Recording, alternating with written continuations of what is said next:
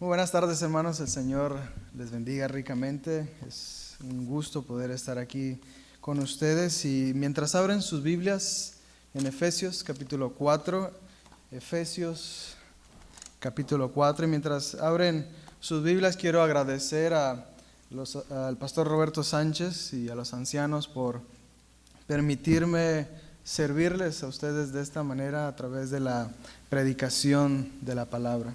Es para mí un gusto, un placer que me permitan poder dispensar la palabra de Dios. Y si usted tiene ya su Biblia en Efesios capítulo 4, vaya conmigo al versículo 17. Efesios 4, versículo 17.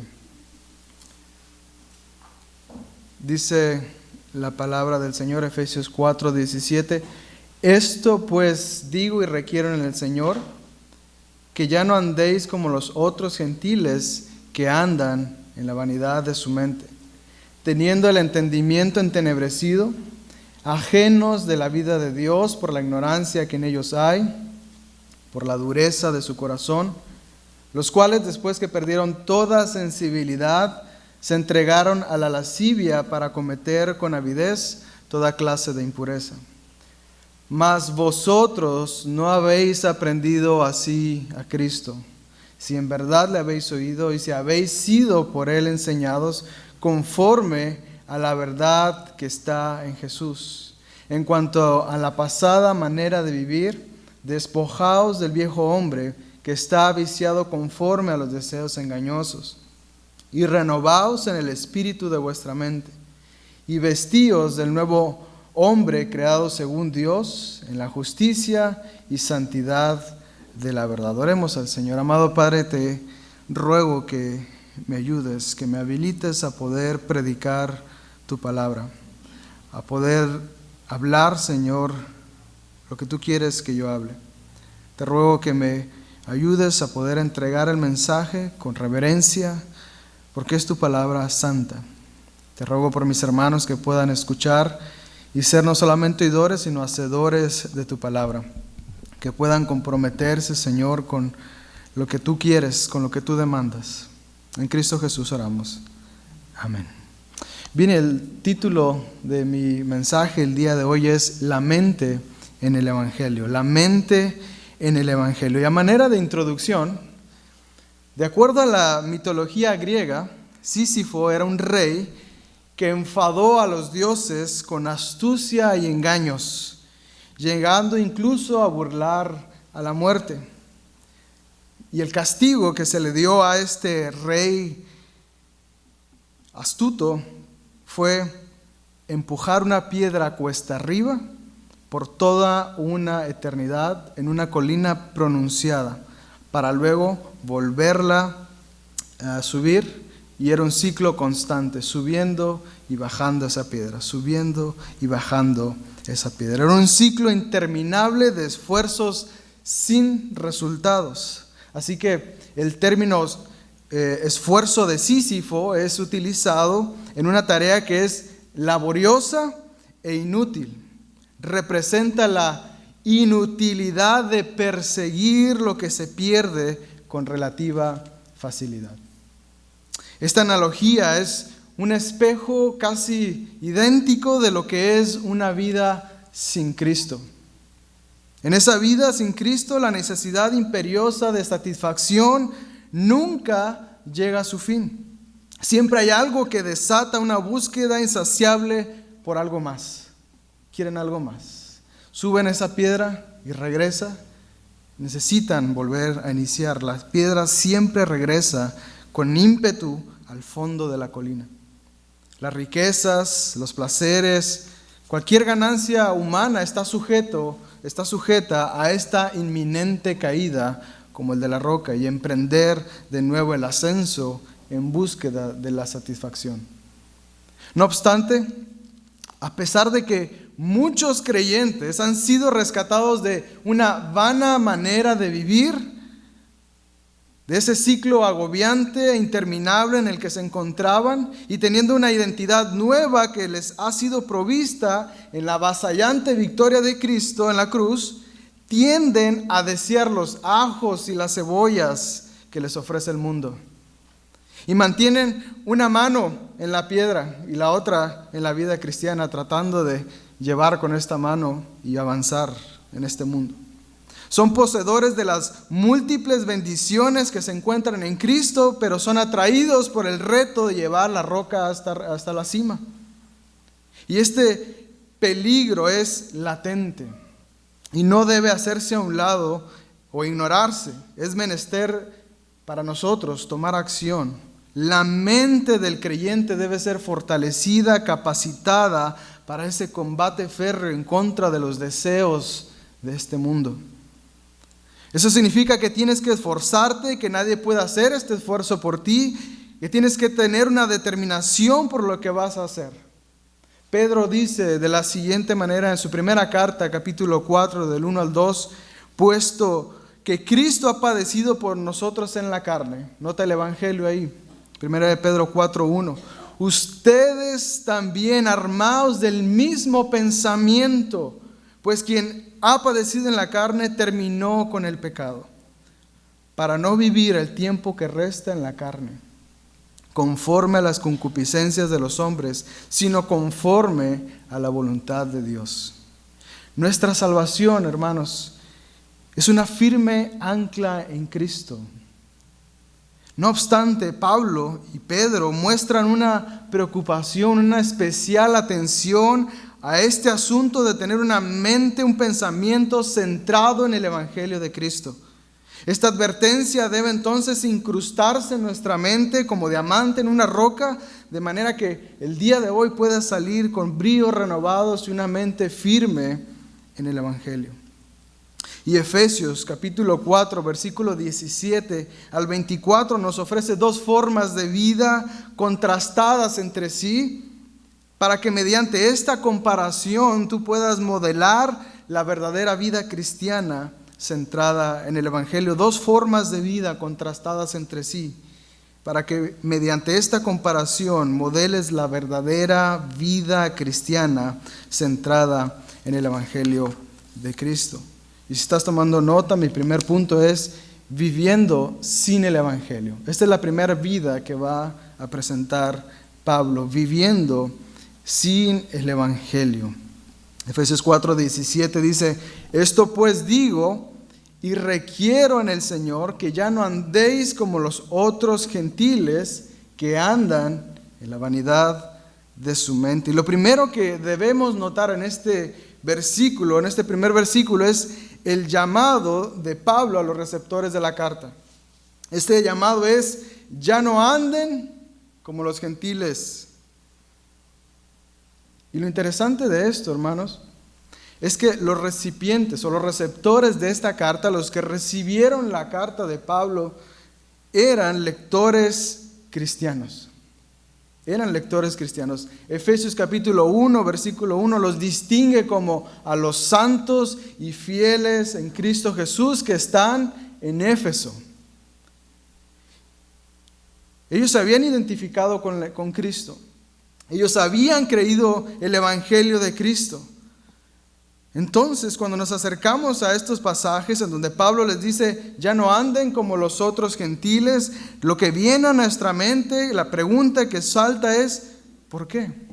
¿Por qué Pablo se tomaría el tiempo, inspirado por Dios, de escribir a cristianos que no anden como no cristianos? ¿Por qué Pablo les escribe a ellos: cristiano, vive como cristiano? Y la respuesta es que hay un peligro latente de andar como no cristiano siendo cristiano. Hay un peligro que podemos correr de querer imitar al mundo cuando ya no somos parte del mundo. Cuando nuestras maneras de vivir, nuestras obras, lo que hacemos no representa el carácter santo y piadoso de Dios, sino que representa más al mundo. Hay un peligro latente. Nadie grita peligro a menos que se sepa que hay un peligro inminente. Cuando vas con un niño por la calle y tú te sientes seguro, no sientes ningún peligro, vas caminando con él tranquilo, con una mano tomado de la mano de él, relajado, no hay ningún problema, ¿verdad? Pero cuando detectas un peligro, Cuando tú ves un peligro, un perro agresivo, una persona con mal aspecto, con malas intenciones, cambia la postura, ¿verdad? Las manos se tensan, es más, pegas al niño a tu cuerpo. Aunque el niño no vea el peligro, tú haces ese movimiento. No solamente las manos, sino que se activan todos tus sentidos del cuerpo. El corazón se puede agitar y listo para correr en caso de que sea necesario. Pablo está sujetando la mano de los lectores originales con fuerza, porque ve un peligro al frente, un peligro latente, inminente. Pedro hizo lo mismo, les dice, vivan el resto del tiempo, no vivan, perdón, el resto del tiempo en la carne. Les está jalando la mano, les está sujetando fuertemente. Hay un peligro latente, pero que no se ha consumado. Es decir, Pablo escribe adelantándose a un peligro inminente. La pregunta entonces, ¿cuál es ese peligro que ve Pablo? ¿Qué está viendo Pablo? ¿Qué es lo que Pablo quiere que nosotros, primeramente los lectores originales, pero nosotros estemos prevenidos? Bueno, que los creyentes no adopten la mente pagana, o que los creyentes adopten la mente pagana. Ese es el peligro, que puedan adoptar la mente de aquellos que no son creyentes. Vea lo que dice el pasaje: esto pues digo y requiero en el Señor, que ya no andéis como los otros gentiles que andan ¿en qué? En la vanidad de su mente.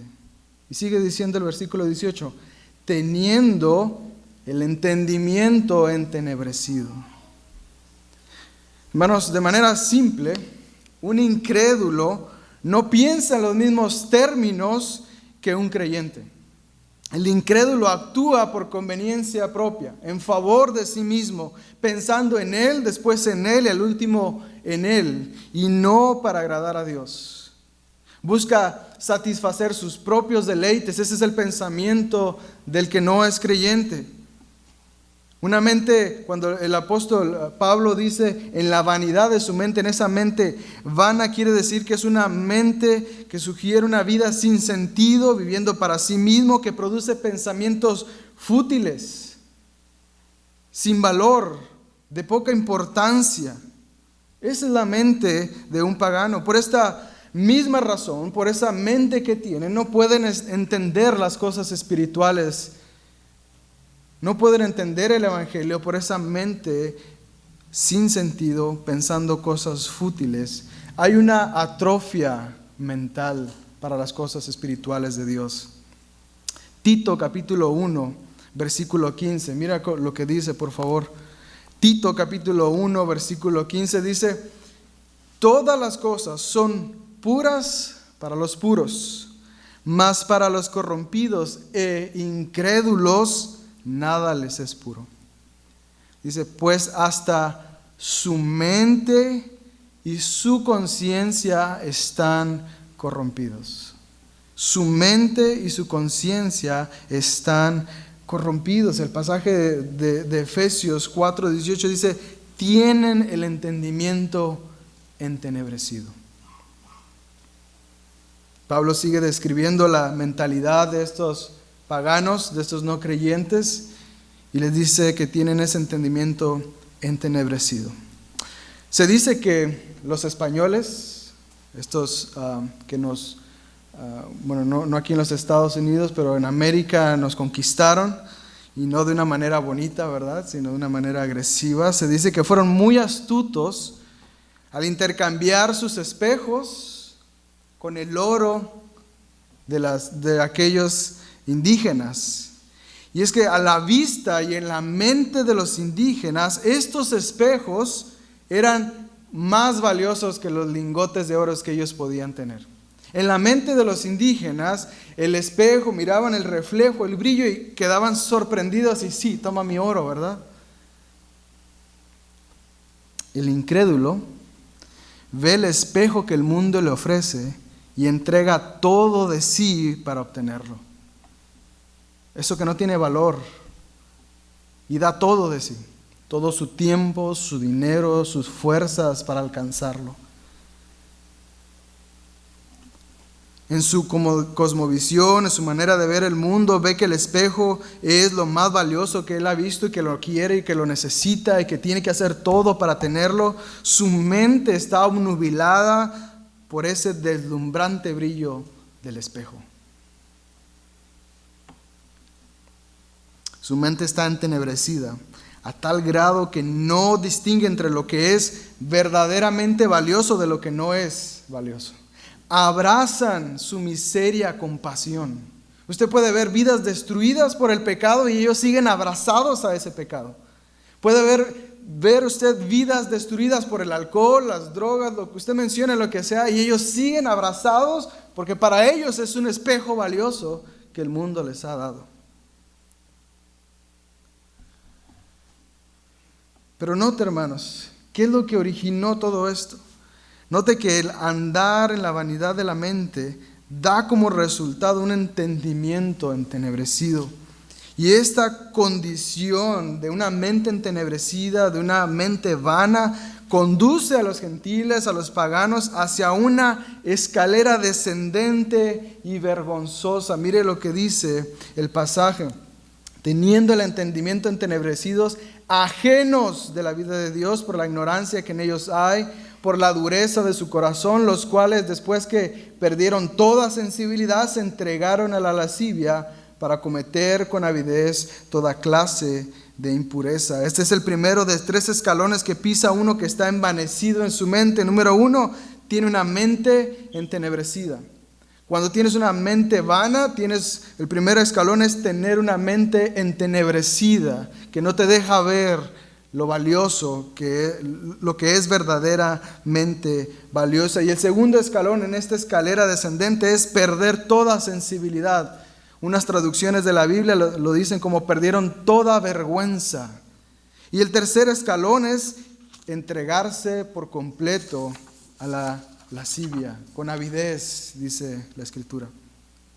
Entonces, viendo esta escalera descendente, viendo hasta dónde nos dirige esta escalera que Pablo nos ha escrito, note la importancia que Pablo le está dando a la mente, pues la mente puede llevar a cometer estos actos indecibles. Es ahí donde inicia la mecha, en la mente, en esa mente vana, como la mente de los gentiles que rodeaban la iglesia de aquellas regiones. Era una mente pagana, pecaminosa, que los había llevado hasta la entrega total a la lascivia. Un autor dice sobre esto, sobre la condición de aquella ciudad de Éfeso, dice: la iglesia en Éfeso era una isla diminuta, compuesta por personas menospreciadas por los demás, en medio, note esto, de un cuchitril de perversión. Esa era la mentalidad que rodeaba a la iglesia en Éfeso, un cuchitril de perversión alrededor de ellos. Cuando la mente se encuentra fuera de Dios, sin Dios, ajeno de Dios, arroja un sinfín de suciedad. Porque esa mente no evita sofocar todo sentimiento pecaminoso. Lo deja pasar. Por el contrario, se oponen a su conciencia y cometen toda clase de pecado. Dice Romanos capítulo 1, versículo 21. Romanos capítulo 1, versículo 21 dice: pues habiendo conocido a Dios, no le glorificaron como a Dios, ni le dieron gracias, sino que se envanecieron en su razonamiento y su necio corazón fue entenebrecido. Hermanos, la ignorancia y el pecado están estrechamente relacionados. Ese desconocer de Dios, ese no conocer a Dios, está relacionado estrechamente con el pecado. Dice el versículo: ajenos de la vida de Dios. En esta escalera descendente es imposible no pensar que esta escalera, en esta escalera nosotros vemos que las personas que tienen una mente entenebrecida no pueden tener una vida cercana a Dios. Tienen una vida alejada de Dios, dice, ajenos de la vida de Dios. Esto quiere decir que aunque pasen su vida con los ojos pegados a los libros de texto, aunque pasen su vida pegados en una biblioteca, estudiando y conociendo todo el conocimiento de lo que usted quiera mencionar, estos son ignorantes de la verdad eterna. Estos que están ajenos de la vida de Dios pueden ser muy inteligentes en sus ramas, pero si están ajenos de la vida de Dios, son ignorantes de la verdad eterna. Segunda de Timoteo 3, versículo 7 dice: estas siempre están aprendiendo, hablando sobre las mujercillas llenas de pecado. Dice, estas siempre están aprendiendo. Segunda de Timoteo 3, 7 dice, siempre están aprendiendo y nunca pueden llegar al conocimiento de la verdad. Están aprendiendo todo el tiempo, de todo están aprendiendo, pero nunca, dice, pueden llegar al conocimiento de la verdad. Y esa es una característica de uno que no es creyente, ajeno de la vida de Dios, ajeno de conocer quién es Dios, ajeno de conocer la verdad eterna sobre Dios. Exitosos en sus ramas, exitosos en su conocimiento de este mundo, pero perdidos en la verdad eterna. Nunca pueden llegar al conocimiento de la verdad. Siempre están empujando esa piedra sin llegar a un final. Es un ciclo constante de no llegar a la verdad a pesar de su vasto conocimiento de este mundo. Hermanos, una mente envanecida conduce a una escalera descendente. Una mente envanecida rechaza la vida de Dios. Una mente entenebrecida produce un corazón duro. Y el pasaje dice, ajenos de la vida de Dios. ¿Qué más? De la vida de Dios por la ignorancia que en ellos hay, por la dureza de su corazón. Note desde la mente hasta dónde llega, hasta el corazón duro en contra de Dios. Una mente entenebrecida es una vida sin el Evangelio de Dios. Este es el inicio de todo el desastre. Una mente entenebrecida es una vida sin el Evangelio de Dios. Y ahí está el meollo del asunto, el problema, lo que Pablo quiere que nosotros captemos. Lo importante de nuestra mente, de la mente cristiana. Hace unas semanas, creo que hace más de un mes, mi familia y yo regresábamos a casa por la noche. Y estábamos a 5 minutos de llegar a nuestra casa, íbamos por el 118. Y en 5 minutos para llegar, vimos una larga fila de carros, larguísima. Y lo que eran 5 minutos se convirtió en 1 hora ahí estacionados en el Freeway 118. Había un aparatoso accidente en donde, gracias a Dios, nadie resultó herido según las noticias.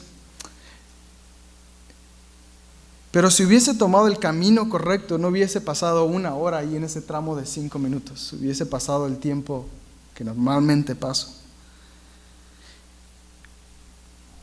Hermanos, si el Evangelio no está rigiendo tu vida, el resultado es muchísimo peor que estar en el tráfico por 1 hora. Vivir sin el Evangelio de Cristo es un camino a la esclavitud del pecado. El problema no fue que llegué a la fila. El problema es que no preví con el mapa, ¿verdad?, cuál era el mejor camino para tomar. Ese fue el problema. El problema el problema de lo que Pablo está diciendo no es que inició con una vida licenciosa. El problema es que inició en la mente de la persona que está sin Cristo. El problema no es estar atascado ahí. El problema inició desde que no revisé a dónde iba el tráfico. Así las personas, Pablo no está diciendo todo empezó con una mente licenciosa, todo empezó deleitándose en pecados aberrantes, no, dice, la mente entenebrecida es el inicio de esta escalera descendente. Vivir sin el Evangelio de Cristo es un camino a la esclavitud, es un camino a estar ahí atorado en el tráfico. Dice el pasaje en el versículo 19, los cuales, después que perdieron toda sensibilidad, la Nueva Versión Internacional dice, perdieron toda vergüenza, se entregaron a la lascivia para cometer con avidez toda clase de impureza. Pablo desciende junto con sus lectores un peldaño más en la escalera descendente y dice que pierden toda sensibilidad. Con esta mente no solamente estás ajeno de Dios, sino que el resultado después es perder toda sensibilidad. Y note lo que pasa cuando pierdes toda sensibilidad. Dice, se entregaron a la lascivia para cometer con avidez toda clase de impureza. Uno de los signos que presenta una persona que está deshidratada o subhidratada es beber agua con avidez. Beber agua con avidez. ¿Usted ha visto eso? ¿Cómo bebe una persona agua con avidez? Si usted pocas veces hace ejercicio, que desde aquí se ve que todos hacen ejercicio, cuando hace ejercicio y suda demasiado, después está que las manos no le alcanzan para tomar agua, ¿verdad? Y se le hace lento el chorro de agua que sale para llenar el vaso, porque está queriendo tomar con avidez lo más que pueda. Quisiera abrir un hidrante de agua y pegársele ahí, ¿verdad? Bueno, la Biblia dice que cuando pierdes toda la sensibilidad, por estar ajeno a la vida de Dios, por tener una mente entenebrecida, dice que te entregas a la lascivia, dice, con toda avidez, para cometer con toda avidez toda clase de impureza.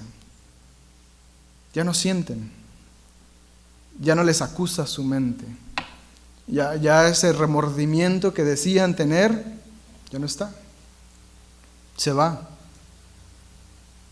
como un callo en las manos del trabajador, ¿verdad? Ya no pueden percibir, no sienten, no hay vergüenza en ellos y se entregan como sedientos bebiendo de la fuente de la lujuria, de la lascivia, se entregan al pecado. Se entregan a esa agua sucia que les ofrece el pecado. La insensibilidad producida por una vida de constante rechazo a Dios facilita la depravación moral al punto de llegar a extremos vergonzosos. Al punto de llegar a extremos vergonzosos. Entonces, después de dar un vistazo por estos primeros versículos, el pasaje creo que queda un poco más claro cuando Pablo dice, no anden como los otros gentiles. Ahora entiendes el peligro que Pablo quiere evitarnos.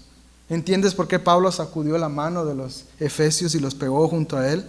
¿Por qué sujetó con intensidad sus manos? Y es que Pablo ve un peligro. Y si dice que hay un peligro, lo hay, porque está inspirado por Dios. Y hay un peligro inminente, que algunos lo ven, pero que a otros es necesario señalarlo y decirle, este es el peligro que Pablo quiere que evites. Ahora, quizá alguno va a pensar, bueno, yo soy cristiano como los de Éfeso, ¿verdad? Y no estoy entregado a la lascivia, así que esto no aplica para mí. No cometo con avidez toda clase de impureza, así que esto no es para mí. Pero recuerda que la escalera no inicia ya en el fondo. Primero hay un escalón antes y otro escalón antes. Recuerda que la escalera no está en el fondo. Recuerda que cuando yo y mi familia nos quedamos en el tráfico, el problema no es quedarme ahí, sino no haber revisado con anterioridad. Hay un inicio que Pablo quiere que tú veas, que ese inicio te lleva a un peligro mayor. ¿Dónde inicia la escalera? ¿Dónde inicia el problema? ¿Cuál es el problema que Pablo está viendo? No te está acusando de que tú eres una persona lascivia, no, te está diciendo hay un peligro, y es un peligro que es una mente sin el Evangelio de Cristo, sin estar lleno del Evangelio de Cristo, sin tener la mente en el Evangelio de Cristo. Ahí está el problema. Ese es el problema. No estoy diciendo que no eres cristiano. No estoy diciendo eso, no te estoy acusando. Estoy diciendo que tu mente probablemente no está dominada por el Evangelio y que debe estar dominada por el Evangelio de Cristo. Que necesitas predicarte el Evangelio todos los días, que debes vivir dentro del Evangelio, que debes estar en el Evangelio, predicarte el Evangelio todos los días. ¿Y qué es predicar el Evangelio? Escuche la definición del pastor Roberto Sánchez sobre el Evangelio. Dice: proclamar alguna faceta de la persona, obra o enseñanza de Jesús de Nazaret con el propósito de que la gente crea en Él, confíe en Él, le ame a Él, le obedezca a Él y le dé la gloria a Él. Eso es el Evangelio. El Evangelio no son estos 3 puntitos nada más de que reconoce tu pecado y hace una oración de fe. No, note lo que dice: proclamar alguna faceta de la persona, obra o enseñanza de Jesús de Nazaret con el propósito de que la gente crea en Él, confíe en Él, le ame a Él, le obedezca a Él y le dé la gloria a Él. Hermanos, tenemos que predicarnos el Evangelio todos los días. Tenemos que estar sumergidos en el Evangelio. Nuestra mente tiene que estar llena completamente del Evangelio de Cristo. ¿Y cómo sabes si te estás predicando el Evangelio? ¿Cómo sabes si tu mente está llena del Evangelio? Bueno, entonces ve al inicio de la escalera.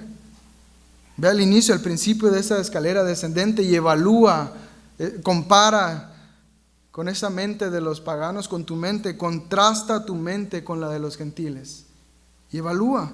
¿Está tu mente dominada por el Evangelio? Probablemente no estás cometiendo con avidez toda clase de impurezas, pero estás con avidez satisfaciéndote a ti mismo. Quizá no es con avidez en la lascivia, pero probablemente tú eres el que te estás satisfaciendo con avidez. Tú estás en primer lugar, tú eres el centro de todo. Tu vida gira en torno de ti.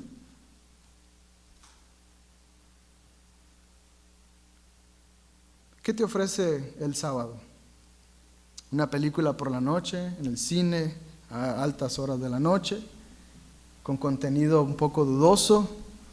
¿O una salida con amigos que te hace desvelar y el domingo por la mañana ya está en duda si vas o no vas a la iglesia? ¿O vas a regañadientes o con una pesadez por haberte pasado la noche desvelándote?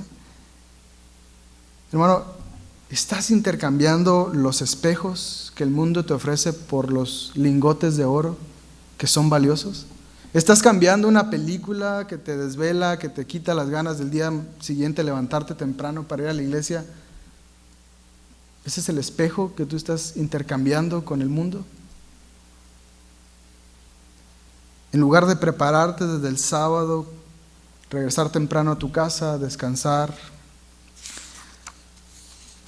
y el domingo levantarte por la mañana listo para adorar a Dios en comunión con tus hermanos. O tu mente piensa: mejor me desvelo en lo que me satisface que prepararme la noche anterior para no perder tiempo en la mañana e ir a la iglesia. Mejor me desvelo en lo que a mí me gusta. ¿Dónde está tu mente? ¿Tu mente está evaluando un objeto de poco valor como si fuese de mucho valor? Hermano, toma decisiones sabias. Escoge lo que es de acuerdo a una mente renovada. Escoge lo que no escogería una mente entenebrecida. Una mente que no está en la vanidad. Una mente que no es fútil. Hermano, esfuérzate. Esfuérzate. Y en la búsqueda de ese esfuerzo, de esa mente piadosa, en ese esfuerzo por tener una mente digna, una mente piadosa, dominada por el Evangelio, a veces vas a tener que decir no a cosas que genuinamente mereces. A veces vas a tener que decir no a las cosas que genuinamente mereces y que no son malas, pero para entrenar tu mente, para capacitar tu mente, para tener una mente piadosa en el Evangelio, a veces tienes que decir que no. Por ejemplo, llegas a tu casa después de 10 horas de trabajo, bajo el sol o en una oficina, o eres una ama de casa que estuvo con niños durante muchas horas durante el día y mereces un descanso, ¿cierto? Mereces un masaje, mereces descansar, sin duda alguna. Pero si no has tenido un tiempo devocional con Dios, aunque merezcas ese descanso, aunque tengas todo el derecho de descansar, Tú le dices, no, tengo que estudiar, tengo una relación con mi Salvador y voy a posponer mi descanso.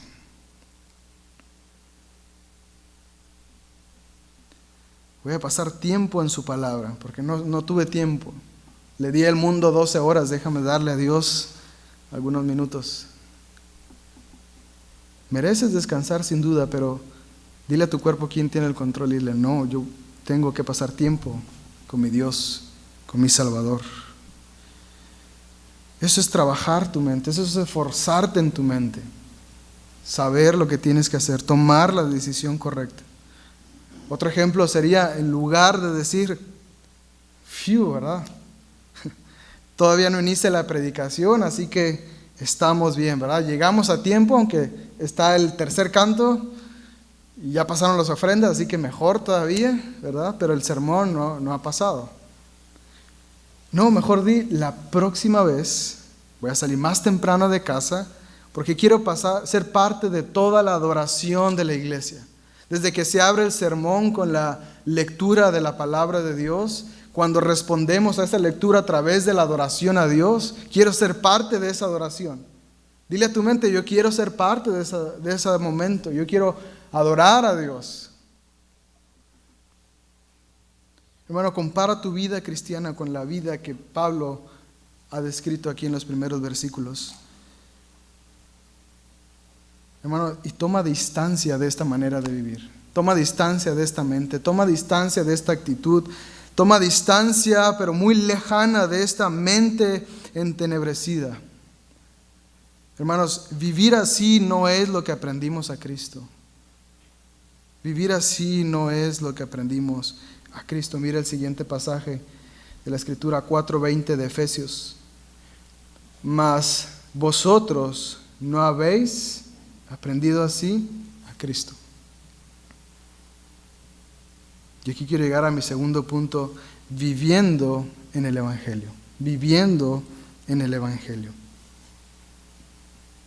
En los años 60, creo que usted puede corroborar, en los años 60 se popularizó la meditación trascendental. ¿Sí? No sé si usted lo ha escuchado.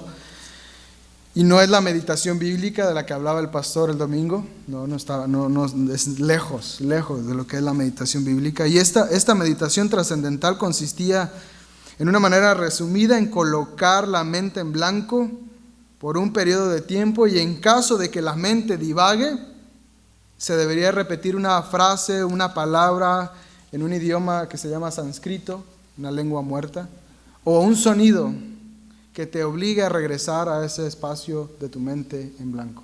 Por eso es que ellos hacen porque eso les ayuda a regresar a la meditación. Bueno, esto no es lo que estoy tratando de dar a entender con predicarte el Evangelio, con saturar tu mente con el Evangelio. No es una frase que tienes que repetir para que tu mente entonces llegue al punto que tú quieres llegar. Hermano, repetir el Evangelio como un mantra no tiene sentido. Eso es un cambio superficial. Es un cambio frágil que se puede romper. Bueno, lo que estamos buscando con esto es un cambio profundo, enraizado en el corazón, con efectos visibles en el exterior. No solamente que repitas el Evangelio como un mantra, no solamente repitas versículos como si tuviese algún efecto inmediato, sino que queremos algo profundo, enraizado, arraigado en el corazón. Dice el versículo, mas vosotros no habéis aprendido así a Cristo. Nota primero que nada en este versículo el abismo que Pablo intenta poner entre el gentil y el creyente. Mas ustedes no, pero ustedes no. En cambio ustedes, dice, ellos viven así, pero ustedes. Y nota, lo pone a los lados, contrastándose. La vida del creyente dista de la vida del no creyente. Pero nota lo que dice el pasaje. Mas vosotros no habéis aprendido así. Y luego, ¿qué dice? A Cristo. ¿Cómo lo diríamos nosotros? Mas vosotros no habéis aprendido de Cristo. Así de Cristo. Pero Pablo tiene un propósito con esto. Pablo tiene un propósito. Pablo no dice, así no aprendiste de Cristo, ¿no? Dice, así no aprendiste a Cristo. Ahora, no hay duda de que nosotros aprendemos de Cristo.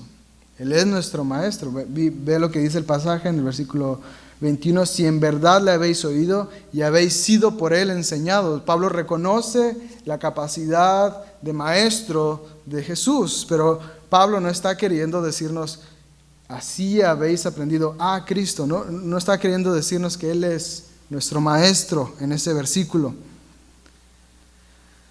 Lo que está diciendo Pablo es, y déjame ilustrarlo de esta manera. Imagina que no me conoces, que nunca nos hemos conocido tú y yo, ¿verdad? Y que por alguna razón desconocida me escuchas predicar en una iglesia que no sea Berea, en otra. Tú vas a otra iglesia y yo estoy predicando ahí. Y mientras yo predico, me quito el saco y lo pongo de este lado. Me remango me doblo las mangas de mi camisa. Y durante el sermón yo dije absolutamente, muchas veces.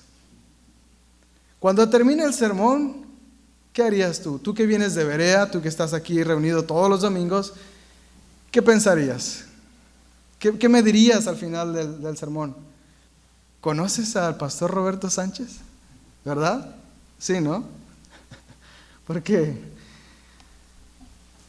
¿Cómo llegaste a la conclusión de que tengo una relación con el pastor Roberto Sánchez? Que tuve una relación, suponiendo. Imité lo que él hace, ¿verdad? Me quité el saco, las mangas de la camisa, hablé como él, actué como él, hice lo que él hace. El tono de voz era el mismo incluso, solo que él está acá y bueno, tú sabes, él sabe más que yo. Esto es así con Cristo. Esto es lo que Pablo quiere decirnos a nosotros. Mas vosotros no habéis aprendido así a Cristo. Esa persona de nuestro Señor Jesucristo. No aprendieron ustedes a Cristo, una persona. No dice aprendieron de Cristo, sino a Cristo, su manera de ser, su manera de vivir, cómo Él actúa, cómo Él se mueve. No aprendieron así a Cristo. Pablo se refiere a tener una relación con Cristo. Tener una relación con Cristo es imitar a Cristo, vivir como Cristo. Tienes una relación tan íntima que te estás formando a la imagen de Cristo, que te vistes igual que Él, que hablas igual que Él, que haces lo que Él hace. Eso es haber aprendido así a Cristo. El pastor Alex Montoya dice que cuenta esta ilustración que una persona estaba comiendo en un restaurante, sentado junto a la ventana, y que vio un niño pobre de la calle, y lo estaba viendo comer, y el hombre le dice que venga, ¿no? Le hace la seña de venir. El niño se sienta, come con él, se satisface, y al final de la comida el niño le dice, ¿eres Dios? Así debemos de ser nosotros. Que nos confundan con Cristo, que piensen que estamos relacionados con Él por cómo vivimos, por cómo actuamos. ¿Eres cristiano? Y en este punto de esta relación íntima con Dios, no hay ayuda de ningún tipo para ti. Esa es una relación que tú debes desarrollar tú solo. Esa relación la desarrollas tú mismo para fortalecerte en tu comunión con Dios por tu cuenta. Tus padres no pueden ayudarte. Tu pastor no puede ayudarte a desarrollar esa relación con Dios. No puede ayudarte el seminario, no puede ayudarte tu consejero bíblico, no puede ayudarte nadie más que tú solo a desarrollar esa relación con Dios en intimidad con Él. Pablo no solamente quiere que sus lectores se llenen de información sobre Cristo. No quiere solamente que repitan el Evangelio como un mantra. No, Él quiere que esta información que ellos tienen redunde para una relación íntima con Dios, para que se desarrolle una relación profunda con Cristo. Eso es lo que Pablo quiere, que tú puedas desarrollar una relación profunda con el Señor. Hermanos, el Evangelio no es no es una puerta de entrada que tú solamente entras y listo, ya se acabó el Evangelio en mi vida. No, el Evangelio es un lugar para habitar. Como el ropero de Narnia, ¿usted recuerda de C.S. Lewis? Un ropero es pequeño, ¿verdad? Pero en el libro, en las novelas de Narnia, ese ropero te llevaba a un mundo mucho más grande, dominado por Aslan. El Evangelio es algo así, entras por esa puerta, pero vives dentro del Evangelio y no se acaba. Y tu vida está inmersa en ese mundo precioso del Evangelio donde Cristo es exaltado. Cuando tenemos esta relación con Cristo, entonces el Evangelio ya no es solamente un mantra que repetimos. El cambio ya no es solamente superficial, sino que nos apropiamos de Cristo. Nos apropiamos de sus enseñanzas. Nos apropiamos de Él, le creemos a Él y confiamos en Él.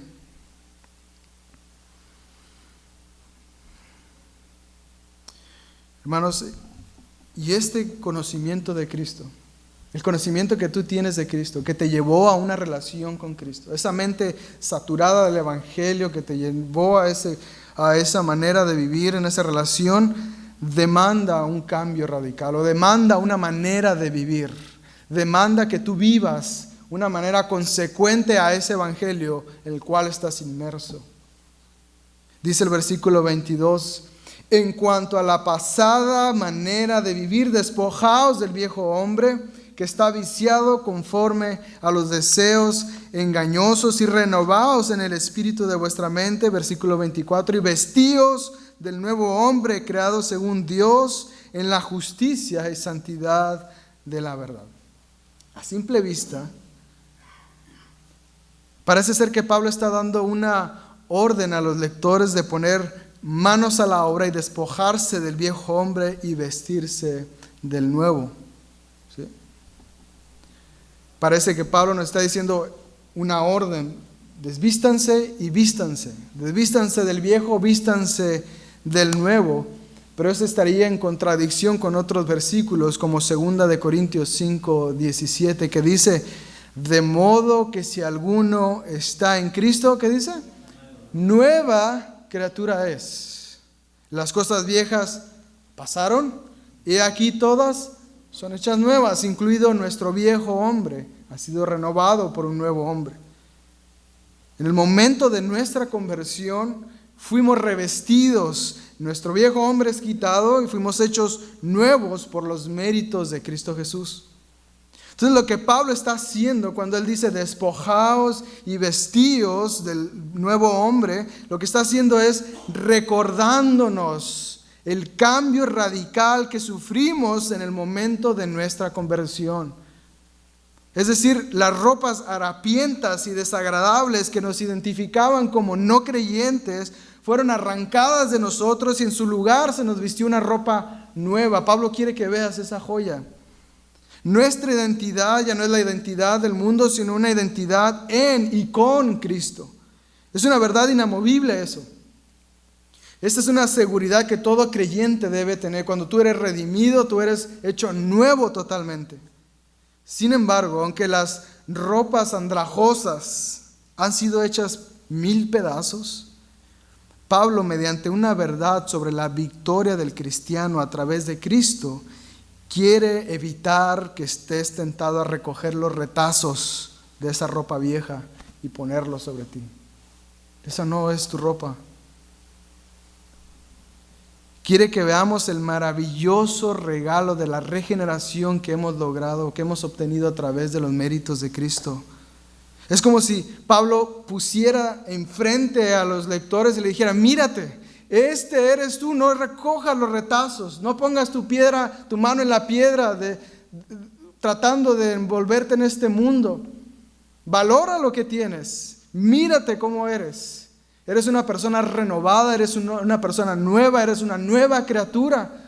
No vale la pena ir recogiendo los retazos del viejo hombre. En otras palabras, lo que Pablo está diciendo es: vive el Evangelio de Cristo. Vive el Evangelio, vive de acuerdo al Evangelio de Cristo. ¿Recuerda la definición que nos daba el pastor proclamar alguna faceta de la persona, obra o enseñanza de Jesús de Nazaret, con el propósito de que la gente crea en Él. ¿Tú crees en Él? Bueno, entonces confía en Él. Ámale, obedécele y dale la gloria a Él. Ahora bien, es cierto que el despojarnos del viejo hombre y revestirnos del nuevo hombre es una tarea que le compete plenamente a Dios. Él nos hace nuevos. Pero si analizamos lo que Pablo está diciendo, a diferencia de los otros verbos de despojarse y vestirse, el verbo de renovarse está en un modo en tiempo presente. Tiempo presente. Y con este tiempo presente, el autor representa una acción en proceso. Los otros no son tiempo presente, ya están ganados esos. Ya los hizo Dios. Pero cuando Él dice, y renovaos, ve conmigo en el versículo, en cuanto a la pasada, versículo 22, manera de vivir, despojaos del viejo hombre que está viciado conforme a los deseos engañosos, y renovaos, dice, en el espíritu de vuestra mente. Pablo, a diferencia de los otros dos verbos, él está diciendo, el renovarse en su mente es algo constante, que tienes que hacer con constancia. Sí, yo renové tu mente al principio, yo te di una nueva ropa, eres una persona nueva, pero esa mente debe ejercitarse. A diferencia de los otros dos, la mente debe ejercitarse. Pablo está regresando a su introducción del versículo 17 y dice que para que la mente no venga a ser envanecida o fútil, debe ser renovada constantemente. Él quiere evitar que pises el primer escalón de la escalera descendente. Y lo hace a través de ejercitar tu mente en las Escrituras. Y claro, el pasaje que viene a nuestra mente, ¿cuál es? Romanos capítulo 12, versículo 2, ¿verdad? No os conforméis a este siglo, sino transformaos por medio de la renovación de vuestro entendimiento. Renovación de vuestro entendimiento, para que comprobéis cuál sea la buena voluntad de Dios, agradable y perfecta. Romanos 12:2. Colosenses capítulo 3, versículo 9 al 10 dice, no mintáis los unos a los otros, habiéndoos despojados del viejo hombre con sus hechos y revestidos del nuevo, el cual conforme a la imagen del que lo creó, se va renovando hasta el conocimiento pleno. La mente se va renovando, la mente se va capacitando, ejercitando. Debemos, hermanos, esforzarnos porque el Evangelio sature nuestra mente. Debemos esforzarnos para que una faceta de la persona, obra o enseñanza de Jesús esté saturando nuestra mente. Leí una historia sobre un profesor de seminario que estaba de viaje en un país y conoció a un hombre que se rumoraba que sabía la Biblia de memoria y la sabía en hebreo. El Antiguo Testamento lo manejaba fácil.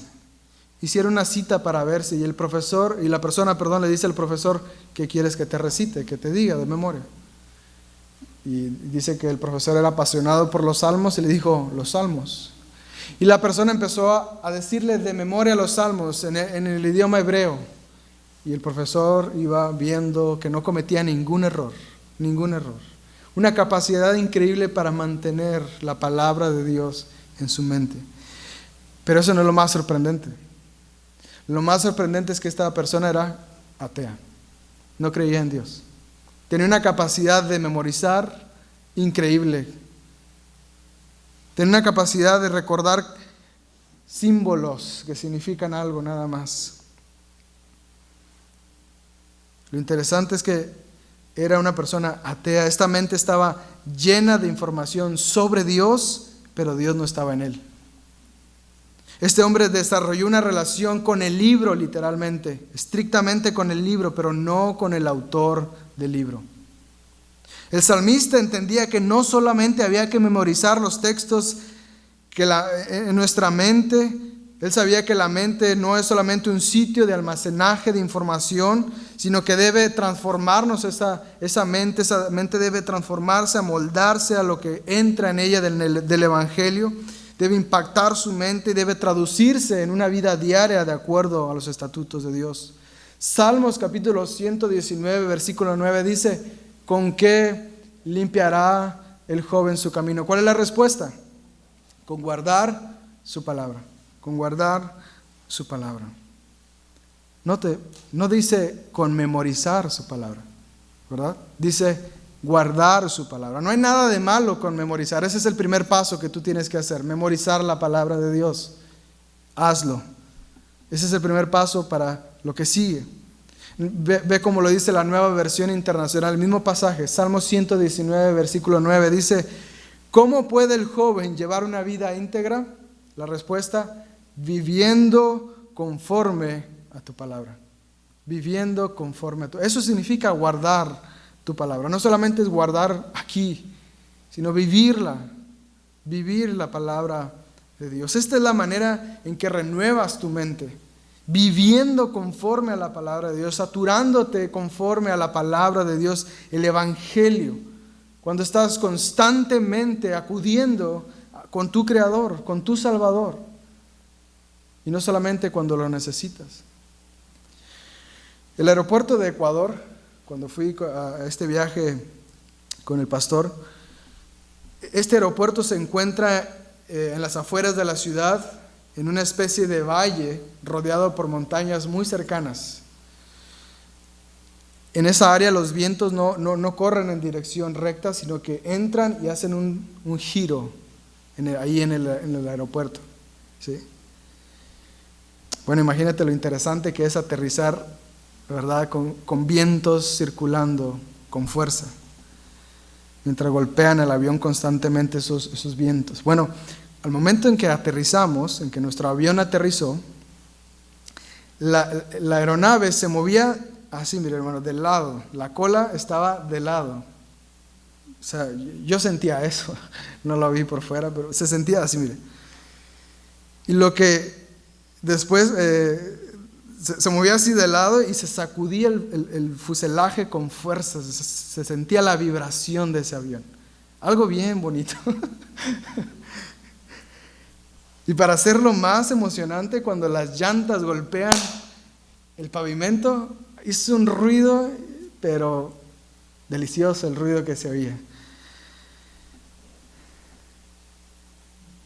Hermanos, cuando estaba pasando todo eso, había personas gritando, había personas orando, había personas rezando, había personas santiguándose, había personas haciendo todo lo que no le dijo a Dios en toda su vida, ahí se lo estaba diciendo.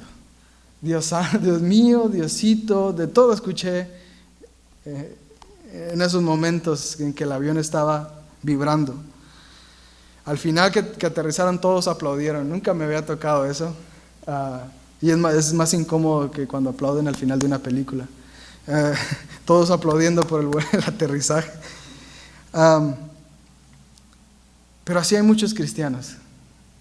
Su mente entra en contacto con Dios cuando el fuselaje de la vida comienza a sacudirse. Cuando el aterrizaje en su vida es violento y sienten que algo está pasando y que necesitan ayuda. Cuando los vientos en contra golpean contra la aeronave de su vida, entonces voltean a Dios. Y no cabe duda que la misericordia de Dios es tan grande que responde. No cabe duda. Pero ¿por qué no entrar en contacto con Dios siempre y no solo cuando sea conveniente? ¿Por qué no antes de subirte al avión y no cuando ya tienes el miedo? ¿Por qué no renovar nuestra mente utilizando los medios que Dios nos ha dejado? La predicación de la palabra. No pierdas esa oportunidad. No intercambies ese lingote por espejitos que te ofrece el mundo.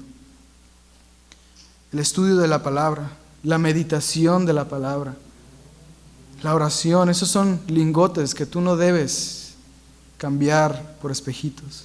Aprovecha cada oportunidad que tengas de venir y reunirte.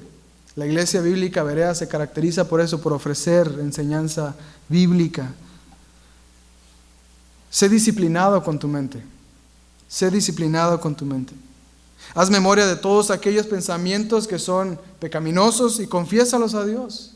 Y si un pensamiento pecaminoso viene a ti, confiésalo a Dios, pídele perdón. Sé disciplinado con tu mente. Memoriza pasajes de la Biblia. Escucha predicaciones en podcast, en YouTube. Aliméntate constantemente. Que tu mente esté saturada de la palabra de Dios, del Evangelio. Memoriza las Escrituras con el propósito de que éstas cambien tu vida y moldeen tu manera de vivir. Para concluir, hermanos, Dios te ha dado la victoria sobre una mente vana mediante los méritos de Cristo Jesús. Tú tienes una mente renovada por los méritos de Cristo Jesús. Dios te ha dado la victoria sobre el viejo hombre que estaba viciado con los deseos engañosos. Se te ha dado la misericordiosa bendición de salir de la condición del rey Sísifo. Ya no estás ahí en ese tren de estar empujando la piedra sin propósito. Dios te ha dado un propósito en tu vida, que es Él, que está en Él. Ya no estás viviendo una vida fútil, vana, sin sentido, ya no estás empujando la piedra. El Creador de todo te ha dado el medio para vivir una vida diferente, una vida que agrada a Dios, una vida centrada en el Evangelio, una vida que tiene un propósito más allá de lo terrenal. Te ha dado la posibilidad de en la eternidad estar junto a Él y no lejos de Él. ¿Por qué habrías entonces de cambiar estos preciosos lingotes de oro por espejos? ¿Por qué siquiera pensarías en tener, aunque sea una mano en la piedra del mundo, o recoger los retazos del viejo hombre? Hermanos, vive el Evangelio. Sé conocido por tener una vida piadosa. Ejercítate en esa vida del Evangelio. Sé diferente en el trabajo, sé diferente en tu escuela, sé diferente en tu casa, sé diferente donde sea. Sé como Cristo. Vive una vida con la mente en el Evangelio. Oramos al Señor. Amado Padre, te agradecemos porque tú nos hablas constantemente y nos has dado todos los medios, nos has dado la victoria. Somos victoriosos en Cristo Jesús. No estamos derrotados. Y aunque parece que es difícil la vida cristiana, Señor, tú nos has capacitado para vivirla. Sosténnos, ayúdanos, capacítanos. Todos necesitamos de ti. Ayúdanos a ver el peligro y a huir de él. Ayúdanos, Señor, a poner oídos atentos a lo que tú tienes que decirnos. Queremos agradarte, queremos vivir para ti. Queremos vivir centrados en el Evangelio de Cristo. Te lo rogamos, en Cristo Jesús. Amén. Señor los bendiga, hermanos.